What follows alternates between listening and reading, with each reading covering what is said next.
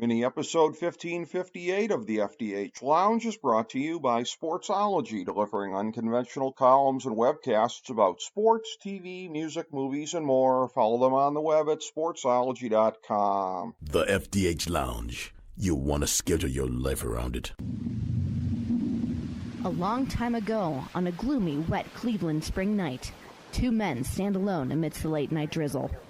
Their voices echo across the vacant station parking lot as they debate the merits of the great American radio show that have been missing for far too long.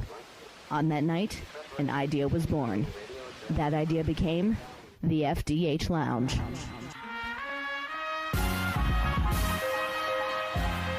Welcome to the FDH Lounge. Welcome to FDH Lounge mini episode 1558. This is FDH managing partner Rick Morris here with our preview of Yellowstone episode 5.7.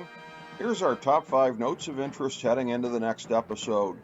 Number 5. Angela Blue Thunder enlists Brandon from Delaware to help her oust Chief Rainwater. That was more stroke than anyone knew that she had.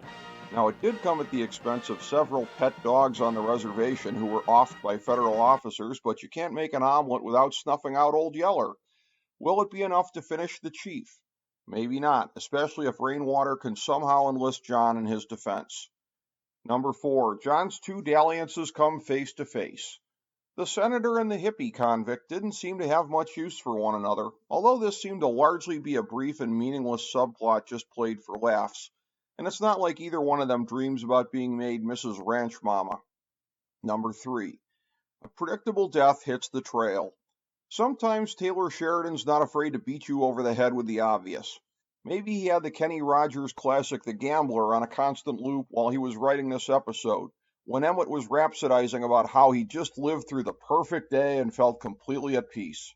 It's interesting that John's reaction to the TV cameras picking up his private moment of mourning with the widow wasn't shown, as it's hard to believe he would have been happy with that even though his public image benefited. The incident also showed John's particular brand of tone deafness about anything outside of his tiny little world, which is not nearly as vast as the view outside his front door. Life ends, that's part of it. His ended good. I refuse to be sad about it. You should too.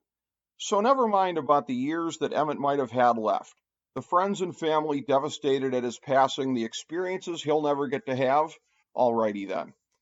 Number 2. John's only going to be emboldened by what he sees as the success of the branding trip for his administration. He'll be feeling that he was successful in showing his constituents the way of life that he's fighting for, and so he'll probably be even less inclined the next time any of his boring employees try to wrangle him for work or policy or any of those boring things that he was actually elected to do. Sooner or later, that's going to come back at him, just like transferring Summer from prison to his bedroom. Number 1. The Jamie and Sarah plot begins. Now that the market equities shark has her hooks into Jamie, she's already hinting that John should be removed from the picture well before the end of his term. And it sounded like she meant violently removed. Jamie's an old pro at murder and has the rare opportunity to end up murdering 2 daddies in his life, but something tells us it won't get to that, especially now that Beth is onto these 2 already. Besides, doesn't Montana have a lieutenant governor that would take over for John instead of Jamie? Ah, well, Taylor Sheridan will probably just wave his magic wand and have a character announce that the lieutenant governor resigned, and due to a change in the state constitution, the attorney general just became next in line.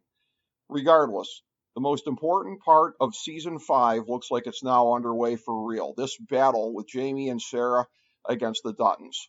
Thank you for joining us for this mini episode of the FDH Lounge.